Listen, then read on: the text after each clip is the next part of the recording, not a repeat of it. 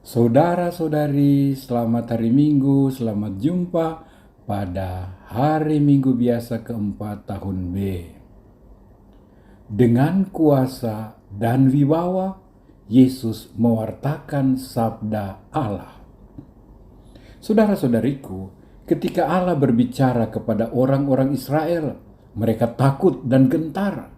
Begitu takutnya sehingga mereka minta Tuhan berbicara lewat Musa saja sebagai pengantara. Itulah sebabnya Musa dianggap mereka sebagai nabi yang berbicara atas nama Tuhan, yang menyampaikan kehendak Tuhan. Tuhan kemudian menjanjikan kepada mereka, "Aku akan membangkitkan bagi kamu seorang nabi seperti Musa dari antara saudara-saudara kamu sendiri. Aku akan menaruh firman-Ku dalam mulutnya, dan ia akan mengatakan kepada kamu segala yang Kuperintahkan kepadanya." Janji ini dipahami sebagai janji mesianik, janji yang menunjuk kepada Sang Mesias, Sang Penebus, Sang Penyelamat yang akan datang. Nah, ratusan tahun kemudian, ketika Yesus tampil dan mengajar di sinagoga pada hari Sabat, Yesus tampil beda. Ia mengajar dengan penuh kewibawaan, dengan kebenaran, tanpa bisa disanggah siapapun. Semua pertanyaan dijawab tuntas, dan pengajarannya memberi ketenangan, kedamaian, pemahaman, dan kepuasan batin. Lebih-lebih lagi, kekuasaannya nampak ketika roh-roh jahat mengenal dia dan mereka ditaklukkannya. Maka orang banyak di sinagoga serentak bersama teringat akan kata-kata kitab Ulangan tadi. Aku akan membangkitkan seorang nabi. Aku menaruh firman-Ku dalam mulutnya.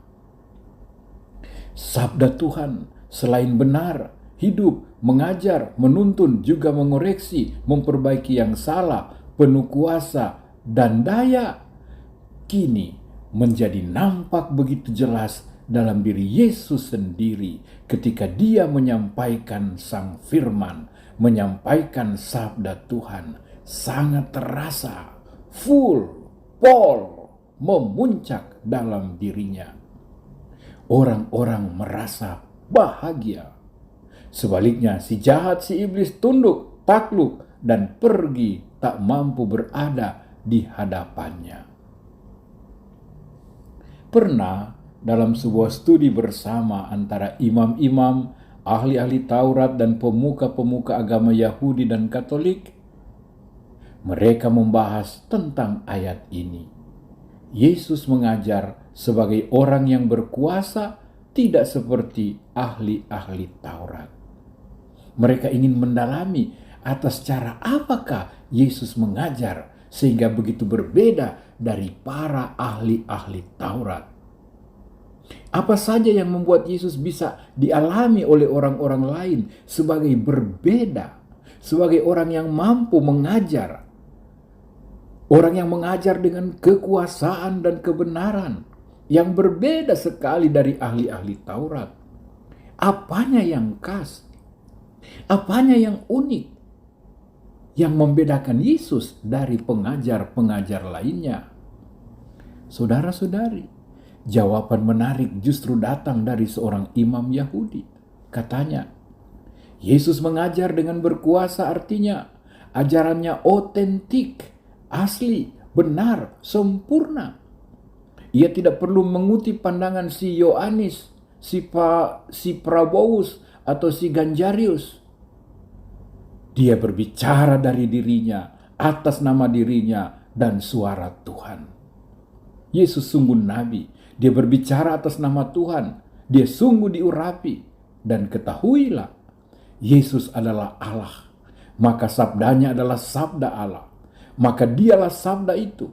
Sabda itu adalah dia.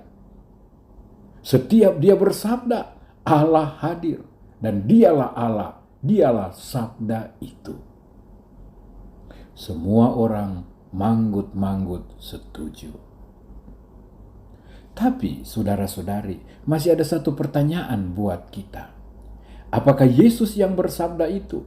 Apakah Yesus yang sabdanya menghadirkan Tuhan itu masih ada? Masih bisa kita dengar saat ini? Masih kita rasakan? Masih kita jumpai? Atau tidak lagi? Sudah lewat hanya waktu Yesus dulu mengajar di sinagoga? Jawabannya, setiap sabda Tuhan dibacakan, Tuhan hadir, Tuhan mengajar, Tuhan bersabda.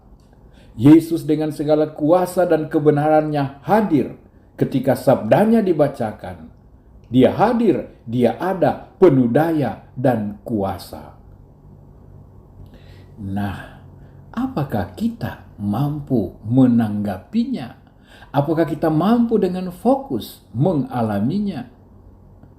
Saudara, di setiap bacaan kitab suci, terutama di setiap bacaan Injil, Yesus sendiri hadir. Sabda, kata-kata, kalimat yang dibacakan tetap penuh daya. Tetap sabda Tuhan yang dihadirkan, yang bergema, yang mengajar, yang mengoreksi, yang meneguhkan para pendengar. Karena itu, ada dua hal yang sangat perlu agar hal ini terjadi. Pertama, semua lektor, pembaca sabda harus membaca dengan baik, dengan benar, dengan berlatih, dengan mempersiapkan diri agar bisa membacakan sabda Tuhan dengan pantas, benar, dan tepat. Baik lektor maupun imam, pastor, diakon harus membaca dengan benar, dengan sungguh, dengan pemahaman dan kejelasan. Kamu mewartakan Tuhan, kamu menghadirkan Tuhan, kamu membuat suaranya, sabdanya hadir bergema dengan segala kuasa dan kewibawaannya. Kedua, semua umat perlu mendengarkan dengan baik, dengan saksama, dengan rindu, dengan hormat, dengan tuntunan Roh Kudus. Karena itu, ketika kita mendengarkan bacaan pertama dan kedua, kita duduk, lambang siap menerima, siap menyambut, siap mendengar dengan saksama. Dan khusus bacaan Injil, kita berdiri, tanda siap siaga, hormat sempurna kepada Kristus yang hadir, yang bersabda, siap sempurna di hadapan sabda Allah sendiri. Sangat baiklah jika ketika kita mendengarkan bacaan Injil, kita tidak mendengar sambil membaca juga dari kitab suci, dari handphone, atau dari lembaran bacaan. Tapi kita sungguh-sungguh mendengar ketika Tuhan bersabda. Kita juga bisa membaca teks-teks bacaan hari Minggu sebelum misa dimulai. Sebagai bahan persiapan doa, bahan persiapan mendengarkan sabda. Kita sudah siap dan lebih mudah akan memahaminya. Mungkin sekali nasihat Paulus dalam bacaan kedua tadi sangat tepat bagi kita. Paulus mengumpamakan bagaimana wanita-wanita yang tidak bersuami. Mereka memusatkan perhatiannya pada Tuhan sepenuh hati, dengan hati tidak terbagi. Nah, ini bagaimana kita memperhatikan sabda Tuhan saat misa, saat ibadat sabda di wilayah rohani, saat membaca kitab suci di rumah. Apakah kita mendengarkan dengan penuh perhatian, dengan hati yang tidak terbagi-bagi, dengan fokus, dengan pikiran yang tidak kesana kemari? Saudara-saudariku, dunia tetap membutuhkan sabda Tuhan. Manusia membutuhkan sang nabi, sang pengajar, sang pewarta sabda Tuhan. Dan Tuhan memberikan putranya sendiri yang adalah pengajar sejati. Dia memanggil juga para rasul, para imam, para pewarta untuk ikut mewartakan. Saudara-saudariku terkasih, apa saja yang bisa kita pelajari dari sabda Tuhan hari Minggu keempat ini? Pertama, bagi kita yang diberi kepercayaan tugas kenabian, mengajar, mewartakan, membimbing, menuntun orang lain, mari kita membawa kabar gembira yang menebus, yang menyelamatkan, yang benar, yang baik, dan yang bagus ini. agar orang-orang dibentuk imannya, diarahkan hidupnya, dikristuskan, diilahikan. Juga agar si jahat, si iblis yang membuat mata buta terhadap Tuhan, telinga tuli terhadap kebenaran, dan bibir bisu tidak bisa mewartakan Tuhan, dihalau, diusir, dijauhkan. Kedua, bagi mereka yang telah mengajari kita tentang Tuhan, tentang sabdanya, kerahimannya, pengampunannya, rencana keselamatannya, terhadap orang-orang yang telah membimbing kita, seperti papa, mama, kakek, nenek, kakak, adik, guru-guru agama, guru sekolah minggu, katekis, imam, suster, frater. Kita patut berterima kasih kepada mereka dan mendoakan agar mereka lebih mampu lagi berbicara atas nama Tuhan, berbicara tentang Tuhan sesudah berbicara dengan Tuhan. Agar mereka mengajarkan dengan penuh kelemah lembutan, penuh wibawa, penuh daya, semua ajaran Tuhan. Serentak refleksi bagi kita para pewarta, para pengajar, para guru sekolah minggu, para orang tua. Apakah ketika kita menerangkan tentang Tuhan dan ajaran-ajarannya, anak-anak kita memahami, menerima, dan mencintainya?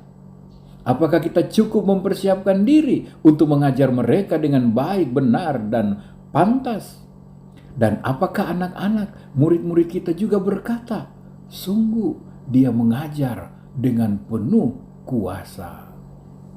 Ketiga, apakah kita punya usaha, komitmen, dan kemauan baik untuk mendengarkan Tuhan, mendengarkan sabdanya di mana saja dan kapan saja dengan hati tidak terbagi?